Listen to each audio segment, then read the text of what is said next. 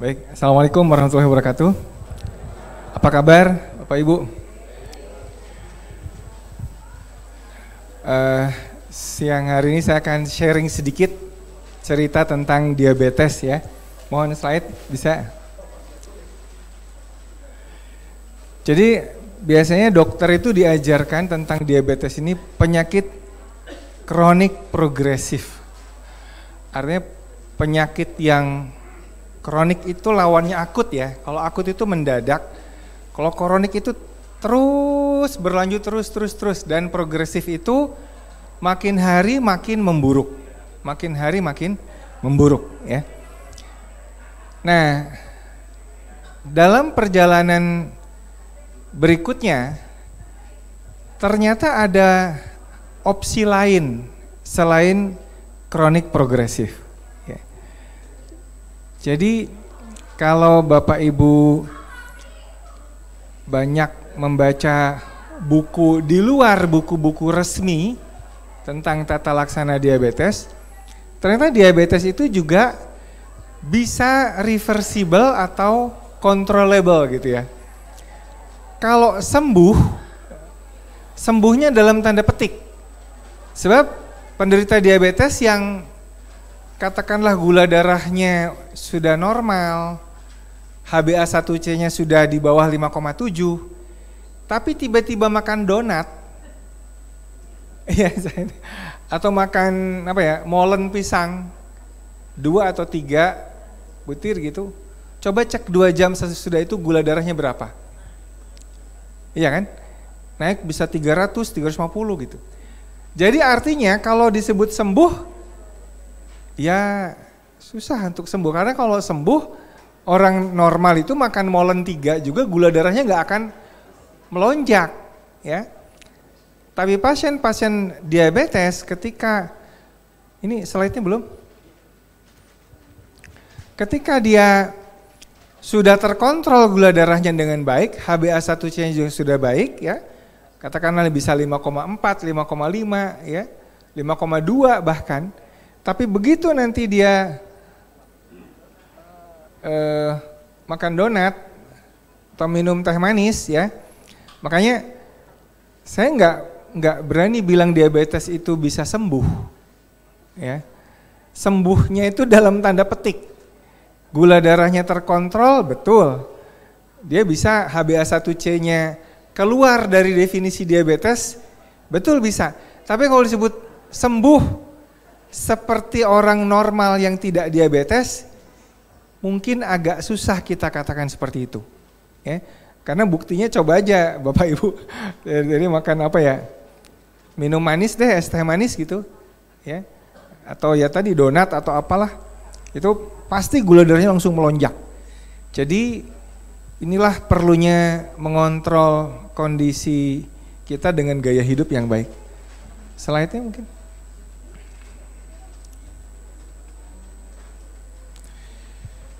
Bapak Ibu sekalian, ini next. Ya, ini saya mulai dengan mungkin yang sering ikut Instagram saya pernah lihat cerita ini ya. Ini sebetulnya pasien kesekian sebetulnya. Dan ini pun bukan pasien sebetulnya. Nggak pernah ketemu saya juga secara langsung. Jadi Bapak Ibu bayangkan, ini hanya ketemu suaminya yang ketemu saya langsung, istrinya ketemu Zoom aja. Ya, jadi telemedicine itu sudah cukup efektif untuk bisa mengontrol diabetes jarak jauh, ya, hanya dengan edukasi telemedicine. Kita lihat bagaimana paniknya si ibu ini ya, suaminya sih yang panik. Tanggal 23 Januari, sekarang kan masih ada istitoah ya, yang haji, Bu tahu nggak Bu istitoah? Syarat kelayakan untuk berangkat haji ya. Dan itu adalah salah satunya HbA1c mesti di bawah 8. Si ibu ini, Ibu Y lah ya, 59 tahun 5 bulan, hampir 60 tahun. Pada 23 Januari, itu yang bilang suaminya sih dengan panik, dia bilang, dok, istri saya gula darahnya hampir 500 katanya, habis makan 2 jam. Yang puasa aja 330. ya, HbA1c 12,8. Trigliseridnya nggak terlalu tinggi ya. Trigliserid tidak terlalu tinggi, tapi gula darahnya sangat tinggi, ya. Nah,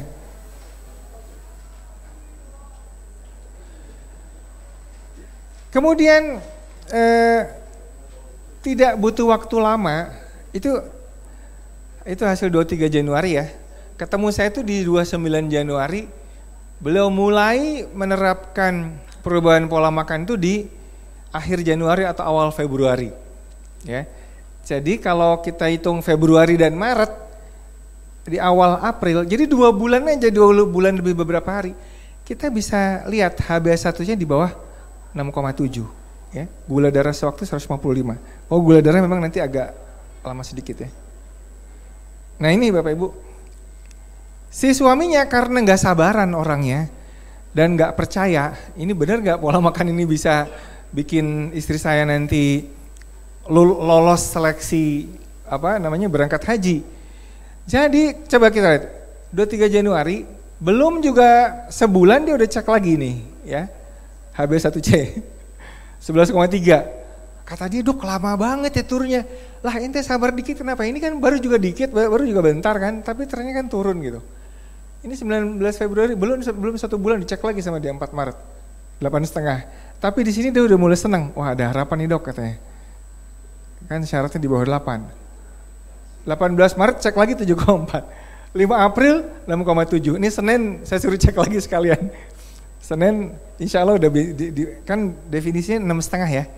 Diabetes itu 6,5%. Coba kita lihat apakah Senin atau Selasa besok dia sudah bisa mencapai 5, di bawah 5,7. Kalau di bawah 5,7 per definisi dia sembuh. Tapi kalau kita katakan sembuh, tadi yang saya bilang di awal Bapak Ibu, diabetes itu kalau makan donat langsung melonjak lagi gitu ya.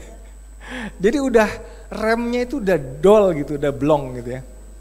Oleh karena itu pemeliharaan gaya hidup long life ya, sepanjang hidup itu memang mesti diperlukan ya. Jadi ini kita lihat, menurut saya sependek pengetahuan saya nggak pernah ada obat diabetes apapun yang bisa memberikan hasil seperti ini ya. Tadi pagi saya ketemu dengan suaminya lagi, dia cerita, "Dok, dokter yang merawatnya itu mengira istri saya itu disuntik insulin karena dia dari awal sudah suruh insulin, diterima obat insulinnya itu pakai BPJS ya, diberi metformin juga dia ini. Tapi kan saya udah perjanjian, pokoknya kalau Bapak mau konsultasi sama saya, please hanya dengerin saya aja 3 bulan sampai Anda naik haji. Boleh nggak denger yang lain-lain dulu?" Saya bilang gitu. Karena kalau Anda dengar saya dan dengar yang lain, bingung Anda. Kacau. Dengar saya dulu boleh nggak? Boleh, siap kata dia. Ya udah. Tapi nanti saya kontrol ke sana gimana? Kontrol aja. Tapi anjuran-anjurannya nanti konfirmasi dengan saya dulu ya. Oke, siap katanya gitu. Jadi segala macam obat insulin, obat-obat yang lain, metformin segala diterima sama dia. Tapi dia konfirmasi, "Dok, ini perlu nggak? Nggak usah. Ini perlu nggak? Nggak usah." Saya suruh cek dulu. Gula darahnya berapa? Kalau gula darah di atas 150, boleh minum metforminnya. Tapi kalau udah di bawah, nah ini kan di bawah nih, ya kan? 138. Di sini aja dia sempat minum metformin beberapa waktu, tapi begitu sudah 138, apalagi 109, itu sudah saya suruh stop metforminnya. Jadi Bapak Ibu bayangkan dari 300-an menuju ini sebentar aja ya, sebulan ya. Ini kan awal Februari. Jadi Februari sebulan aja dia udah segini nih ya, tanpa obat apapun. Ini amazing. Dan waktu kemudian dia kontrol lagi kan bulan puasa tuh, ditanya sama dokternya, "Bu, ini ibu cara minum obatnya gimana? Kok bisa hasilnya bagus banget?" Nah si istri Bapak ini ngarang, "Iya dok, saya gini." Dokternya kaget, "Itu salah kayak gitu, kebanyakan dosisnya, pantasan hasilnya rendah banget. Ibu nanti kena ginjalnya dan seterusnya. Nanti cek fungsi ginjal." Ya udah, akhirnya panik sendiri dokternya juga kan. Karena ibunya ngarang, karena bukan dokter. Dia nggak tahu mau jawab apa kalau bilang nggak diminum obatnya, pola makan aja, dia takut dimarahin gitu kan. Ya udah, akhirnya Ya udahlah saya bilang. Tapi di sisi lain dokternya juga senang karena pasien binaannya ini bagus hasilnya gitu ya. Dia juga berprestasi gitu ya. Nah ini tadi pagi nih, lapor guru hampir tiap hari jalan sore di Waduk Jatiranggon, jarak antara 2-3 kilo, alhamdulillah istri fit, gak ngeluh capek. Dia bilangnya guru gitu ya. Kok nggak videonya nggak muncul ya? Ini ada videonya saya pesan.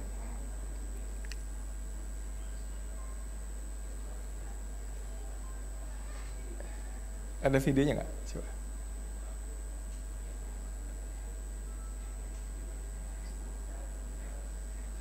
Nggak ada ya?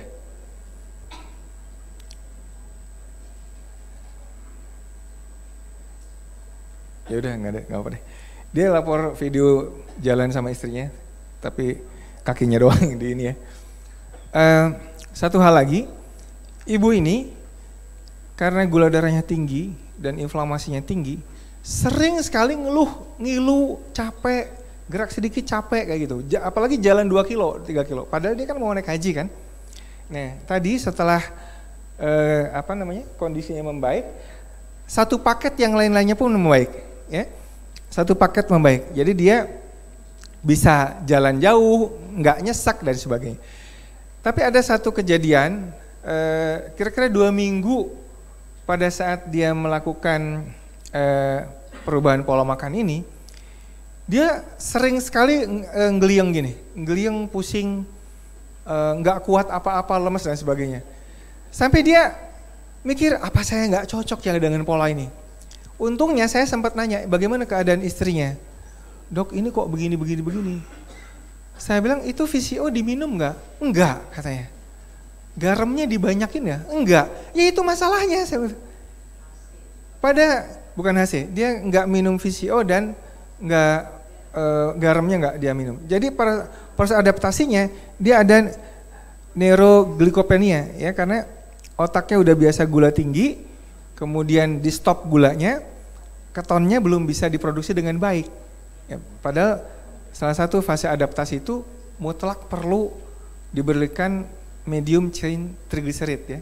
Dalam hal ini yang murah meriah VCO. Kalau MCT drop itu agak mahal. Kalau VCO itu murah meriah. Dan dia kemudian minum VCO-nya, agak diasinkan makanannya, alhamdulillah udah gitu oke lagi. Tadi dia happy banget ya. Jadi Bapak Ibu sekalian, diabetes itu seperti ini kira-kira ya. Bedanya diabetes tipe 1 dan diabetes tipe 2. Tipe 1 itu insulinnya insufisien. Jadi nggak ada insulin yang diproduksi cukup. Ini 90% anak-anak diabetesnya tipe ini ya. Oleh karena itulah anak-anak yang tipe 1 diabetes memang perlu suntikan insulin seumur hidupnya. Bagaimana kalau dia menerapkan pola low carb atau ketogenik? Dia bisa dikurangi insulin yang kerja cepat. Kan biasanya ada insulin yang disuntikkan sebelum makan ya. Apalagi kalau kan konsepnya berapa gram karbo itulah dosis insulinnya. Nah kalau zero karbo ya zero insulin yang kerja cepat. Tapi insulin basal yang disuntikkan malam, insulin kerja panjang, dia tetap harus ya, lantus ya, salah satunya lantus atau yang lain. Insulin kerja panjang dia tetap harus diberikan karena memang basal insulinnya nggak cukup dia. Ya, ini diabetes tipe 1. Nah sedangkan diabetes tipe 2 itu konsepnya adalah resisten insulin. Insulinnya ada di awal-awal tapi sel tubuh itu udah ndablek. Seperti anak sekarang kalau ibunya terlalu cerewet, nggak mau denger dia ngomong ibunya ya. Anak sekarang agak parah emang. Ini kok nggak bisa ya mas?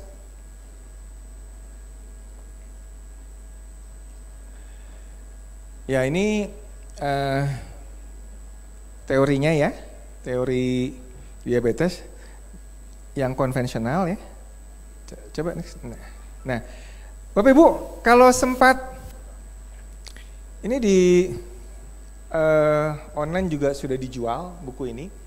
Mungkin sudah ada terjemahannya juga. Kalau enggak ini bisa terjemahan pakai Google Translate ya. Ini bentuknya e-book ya, EPUB sorry, yang di iPhone tuh bisa. Nanti kalau mau saya kasih kopiannya. Diabetes Code. Dr. Jason Fung ini menjelaskan dengan sangat bagus teori diabetes ya, yang selama ini kita memahaminya dengan konsep yang lain ya. Nah, ini dia kuncinya di sini. Kondisi normal dalam sel ini katakanlah ini gula ya. Ini glukosa di luar. Dia bisa masuk ke dalam. Pada kondisi insulin resisten, paradigma yang dianut adalah di dalam sel itu kelaparan gula. Ngerti nggak? Gulanya numpuk di luar, di dalam selnya kelaparan gula, makanya harus dikasih insulin supaya kelaparan gula dalam sel itu terpenuhi. Paham nggak? Konsep kenapa diabetes itu diberikan terapi insulin. Jason Fung menjelaskan sebaliknya. Di dalam sel itu sudah jenuh oleh gula. Jadi kalau dikasih insulin, kita menambah konsentrasi gula dalam sel itu dengan lebih banyak lagi. Sel itu udah ampun-ampun dengan gula. Paham nggak bedanya? Ya. Dan ini gambarnya dia. Ini insulin, ini gula, ini sel tubuh kita. Jadi kalau tubuh itu udah kepenuhan dengan gula, kalau kita tambah polisinya, gula di luar dimasuk-masukin, ini tambah sengsara di dalam selnya. Paham nggak? Ya. Jadi ini masalah orang diabetes, ya, insulinnya tinggi, tapi dia resisten. Nah, nanti ini Bapak Ibu ada hubungannya nanti obesitas dengan fatty liver, dengan insulin resisten ini adalah satu circle. Circle-nya diabetes ya obesitas gitu ya. Darah tinggi. Kan sekarang kita musim circle ya. Circle kamu siapa sih gitu? Circle diabetes siapa sih? Ya obesitas, ya darah tinggi, ya fatty liver gitu ya kira-kira. Nah ini Bapak Ibu, ini sensitivitas insulin. Makin rendah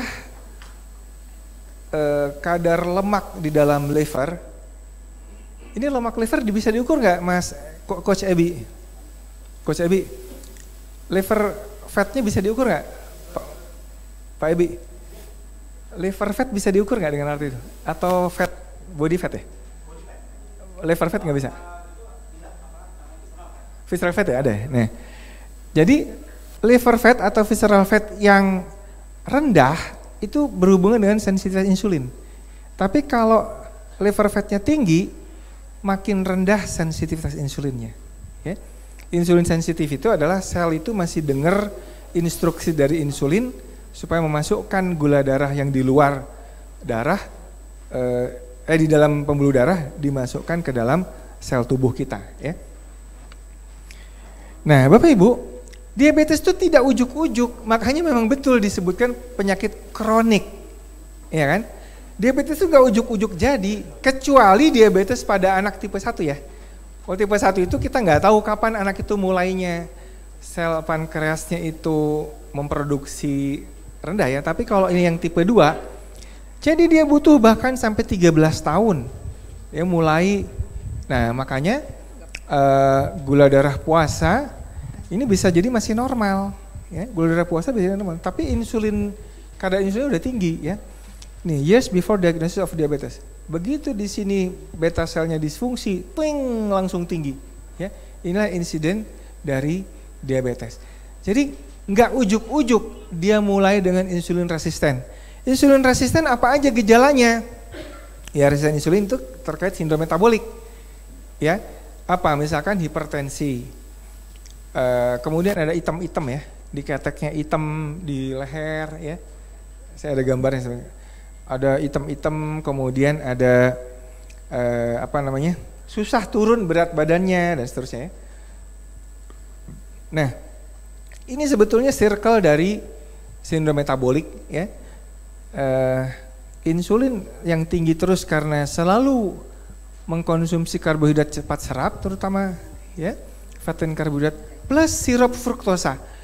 Bapak Ibu, banyak orang tertipu dengan buah.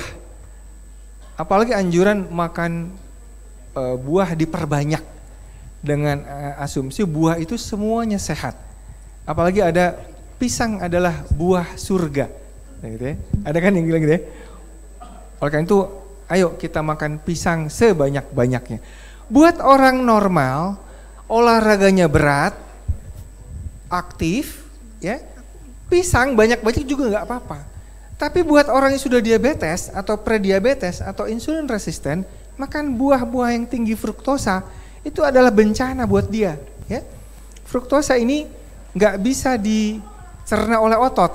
Dia nggak pakai insulin dia nggak pakai insulin. Kan otot itu kan kalau gede, ya, dia pakai insulin. Jadi walaupun olahragawan, kalau minumannya manis, ya, minuman manis terus, itu bisa fatty liver loh. Karena otot yang gede itu pakai insulin. Ini Mas Tio udah datang ya. Jadi otot yang besar itu dia meningkatkan sensitivitas insulin. Tetapi sayangnya fruktosa itu nanti dia nggak pakai jalur insulin. Dia bikin fatty liver lebih cepat. Ya.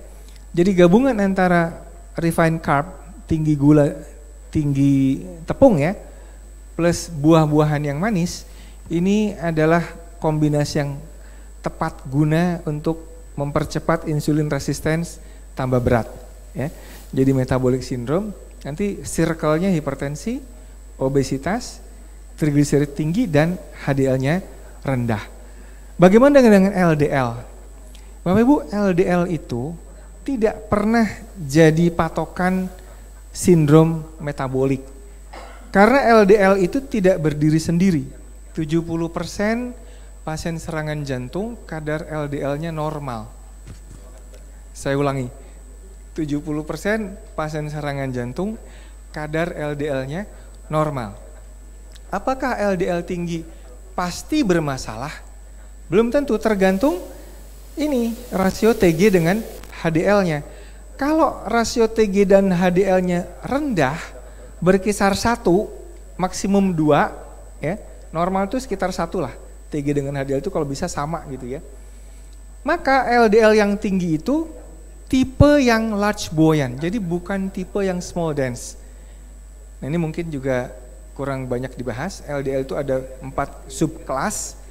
Yang bahaya adalah oxidized LDL atau small dense LDL. LDL yang tipe kecil dan cepat nempel di pembuluh darah. Tapi kalau LDL yang besar dan mengapung itu tidak menyumbat pembuluh darah kita, menyebabkan gangguan. Ya. Jadi kita di sini ini circle-nya metabolic syndrome, hipertensi, obesitas, high triglyceride, dan satu lagi gula darah yang tinggi. Nah, bagaimana dengan intensive insulin treatment? Ini kan sekarang diabetes ya udah insulin aja, makin banyak insulin makin terus. Ternyata ini kita lihat, orang yang intensif insulin penambahan berat badannya luar biasa. Karena insulin itu adalah hormon untuk bertumbuh, ya kan? Nah ini kalau yang standar insulin ya beratnya nggak terlalu. Tapi kalau intensif insulin treatment berat badannya langsung membumbung. Ya. Nah, bagaimana penggunaan insulin dengan peningkatan risiko mortalitas? Ternyata makin tinggi penggunaan insulin, makin tinggi risiko kematiannya. Ya. Jadi, Ibu, terapi insulin pada penderita diabetes berat bukan solusi utama, ya, kecuali pada diabetes tipe 1. Kalau tipe 1 memang pankreasnya nggak bisa bikin insulin. Kalau diabetes tipe 2 basisnya insulin resisten, maka bukan hal yang tepat ketika kita genjot dengan dosis insulin yang makin tinggi. Nah, lalu bagaimana ya? Kan kita nggak mau apa namanya, terus menerus minum obat misalkan, oke, operasi aja kalau gitu. Operasinya apa? Diikat, ya, diikat. Jadi lambungnya diikat, ya, diikat. Ini lebih enak daripada dipotong ya. Jadi diikat supaya apa? Ini adjustable band. Jadi ini bisa dimainkan nih ininya ya. Nah kalau diikat, akibatnya kan cepat kenyang ya, cepat gumoh gitu. Banyak sedikit dia kenyang.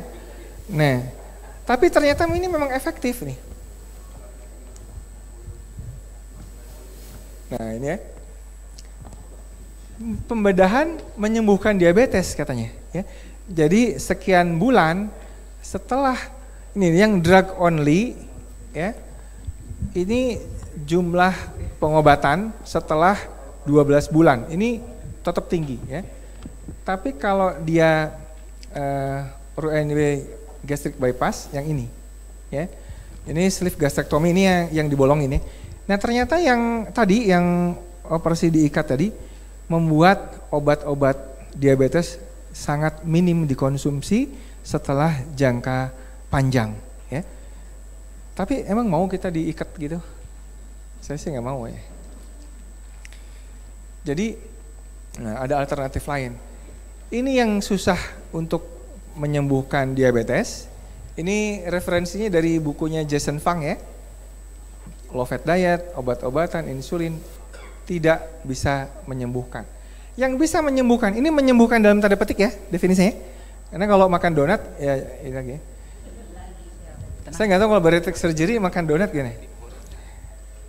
Puasa dan very low carb diet ini bisa kita harapkan untuk reverse dalam tanda petik controllable diabetes ya. Diabetes yang terkontrol baik dengan pola makan. Nah, sekarang ada fitnah terhadap saturated fat. Lemak kambing, lemak kuning telur, apalagi lemak sapi ya, butter, saturated fat. Katanya saturated fat bikin arterial clog gitu ya, bikin sumbatan arteri. Tapi ternyata kita lihat makin banyak intake asupan saturated fat, ternyata kejadian stroke menurun ya, serangan jantung menurun, penyakit jantung total juga menurun ya. Jadi banyak difitnah rupanya saturated fat ini ya. Nah, ini slide terakhir tentang diabetes.